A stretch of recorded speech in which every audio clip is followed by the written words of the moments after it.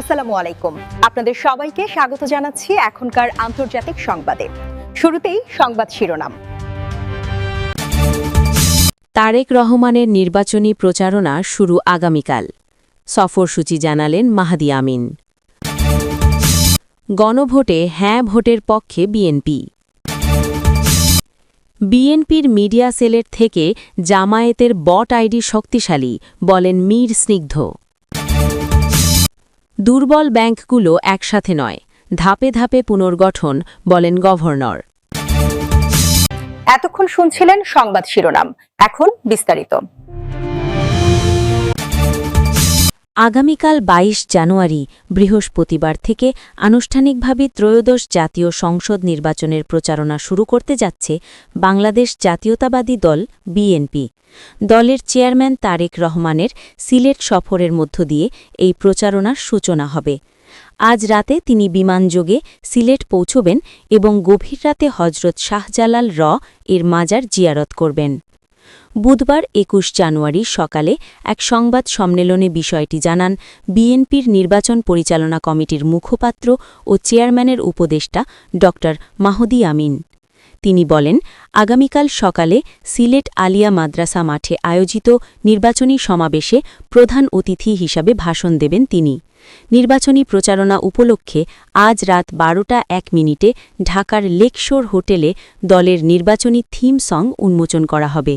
বিএনপির সিনিয়র যুগ্ম মহাসচিব রুহুল কবির রিজভী এই অনুষ্ঠানের উদ্বোধন করবেন। সিলেটের জনসভা শেষ করে তারেক রহমান সড়কপথে ঢাকার উদ্দেশ্যে রওনা হবেন। যাত্রাপথে তিনি মৌলভীবাজারের শেরপুর, হবিগঞ্জের শায়েস্তাগঞ্জ, ব্রাহ্মণবাড়িয়ার সরাইল, কিশোরগঞ্জের ভৈরব, নরসিংদী এবং নারায়ণগঞ্জের ২৫০০ বা রূপগঞ্জে নির্বাচনী পথসভা ও সমাবেশে অংশ নেবেন। বিএনপি চেয়ারম্যানের এই সফরে বিভিন্ন অঙ্গ ও সহযোগী সংগঠনের ত্যাগী ও শীর্ষ নেতাদের সফরসঙ্গী করা হয়েছে। ইতোমধ্যে সংশ্লিষ্ট জেলা প্রশাসন ও পুলিশ বিভাগকে চিঠির মাধ্যমে এই কর্মসূচির বিষয়ে অবহিত করা হয়েছে। মাহদি আমিন জানান, এর আগে নির্বাচন কমিশনের অনুরোধকে সম্মান জানিয়ে জনসমাগম এড়াতে তারেক রহমান তার বেশ কিছু ব্যক্তিগত ও ধর্মীয় সফর বাতিল করেছিলেন। তিনি আরও আশাবাদ ব্যক্ত করেন, আসন্ন ১২ ফেব্রুয়ারির নির্বাচনকে সামনে রেখে সকল রাজনৈতিক দল সহনশীলতা প্রদর্শন করবে এবং আচরণবিধি মেনে একটি সুষ্ঠু ও গ্রহণযোগ্য নির্বাচনী পরিবেশ বজায় রাখতে সচেষ্ট হবে।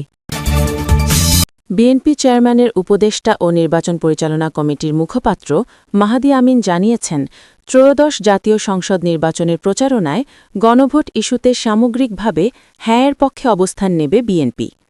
বুধবার ২১ জানুয়ারি সকালে রাজধানীর গুলশানে বিএনপি চেয়ারপারসনের রাজনৈতিক কার্যালয় ও নির্বাচন পরিচালনা কার্যালয়ের সংবাদ সম্মেলনে এসব কথা বলেন তিনি। মাহদি আমিন বলেন, নির্বাচনী প্রচারণায় বিএনপি চেয়ারম্যান তারেক রহমান সিলেট থেকে শুরু করবেন নির্বাচনী প্রচারণা। আজ রাত ৮টা ১৫ বিমানযোগে সিলেট পৌঁছে গভীর রাতে হজরত শাহজালাল রহমাতুল্লাহ আলাইহের মাজার জিয়ারত করবেন তিনি। মাহদি আমিন আরও বলেন, নির্বাচনী প্রচারণায় বিএনপি চেয়ারম্যান তারেক রহমানের সফরসঙ্গী থাকবেন ফ্যাসিবাদ বিরোধী আন্দোলনে দলের ত্যাগী নেতাকর্মীরা। বিএনপির মিডিয়া সেলের তুলনায় সামাজিক যোগাযোগ মাধ্যমে জামায়াতের বট আইডি বেশি শক্তিশালী কিনা এমন মন্তব্য করেছেন জুলাই অভ্যুত্থানে শহীদ মীর মুগ্ধের ভাই মীর মাহবুবুর রহমান স্নিগ্ধ। বুধবার ২১ জানুয়ারি মধ্যরাতে সামাজিক যোগাযোগ মাধ্যম ফেসবুকে নিজের ভেরিফাইড আইডি থেকে দেওয়া এক পোস্টে তিনি এই মন্তব্য করেন। পোস্টে মীর মাহবুবুর রহমান স্নিগ্ধ লেখেন, সারাদিন ফেসবুকে সক্রিয় না থাকার পর মধ্যরাতে প্রবেশ করে তিনি দেখেন বিএনপির ভারপ্রাপ্ত চেয়ারম্যান তারেক রহমানের বিভিন্ন কর্মসূচি ও বক্তব্য সংক্রান্ত সংবাদে বিপুল সংখ্যক হাঁ হাঁ রিয়্যাক্ট দেওয়া হয়েছে। তারেক রহমানের ফ্যামিলি কার্ড ক্যাম্পেইন সংক্রান্ত একটি খবরে প্রায় ১,৩০,০০০ রিয়্যাক্টের মধ্যে ৭০% হাঁ হাঁ এবং কড়াইল বস্তিবাসীদের ফ্ল্যাট দেওয়ার ঘোষণার খবরে ৪০,০০০ রিয়্যাক্টের মধ্যে ৬৫% হাঁ হাঁ ছিল বলে উল্লেখ করেন তিনি। এছাড়া বিএনপির নেতা মির্জা আব্বাসের একটি বক্তব্য সংক্রান্ত সংবাদেও অধিকাংশ প্রতিক্রিয়া হাঁ হাঁ রিয়্যাক্ট ছিল বলে দাবি করেন স্নিগ্ধ।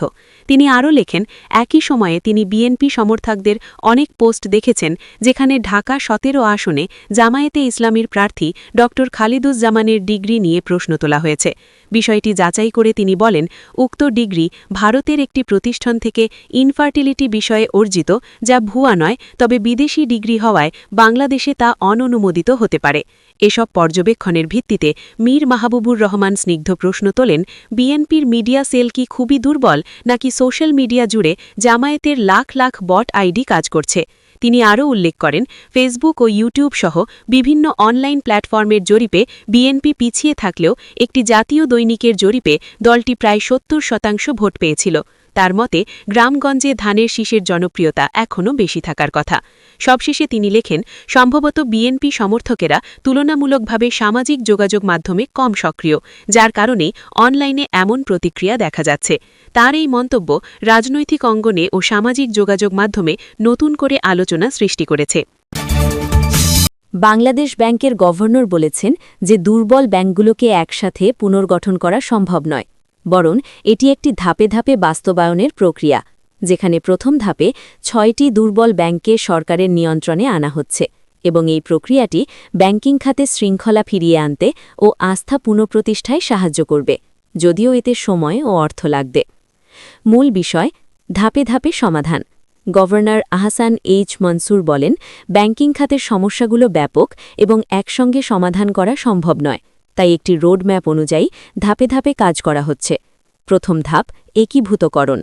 ৬টি দুর্বল ব্যাংককে শক্তিশালী ব্যাংকের সাথে একীভূত করে সরকারের নিয়ন্ত্রণে আনা হচ্ছে, যা শৃঙ্খলা ফেরানোর একটি বড় পদক্ষেপ। আমানতকারীদের সুরক্ষা। এই পুনর্গঠনের ফলে আমানতকারীদের অর্থ সুরক্ষিত থাকবে এবং তাদের কোনো ঝুঁকি থাকবে না বলে গভর্নর আশ্বস্ত করেছেন। তহবিল ও সময়। এই সংস্কারের জন্য বড় অঙ্কের অর্থের প্রয়োজন হবে, প্রায় ২০,০০০ কোটি টাকার পরিকল্পনা, এবং এটি একটি দীর্ঘমেয়াদী প্রক্রিয়া যা রাতারাতি সম্পন্ন হবে না। উদ্দেশ্য, এই পদক্ষেপের মূল লক্ষ্য হল ব্যাংকিং খাতে স্বচ্ছতা, সুশাসন প্রতিষ্ঠা করা এবং খেলাপি ঋণ কমানো ও ব্যাংকিং ব্যবস্থার ওপর জনগণের আস্থা ফিরিয়ে আনা।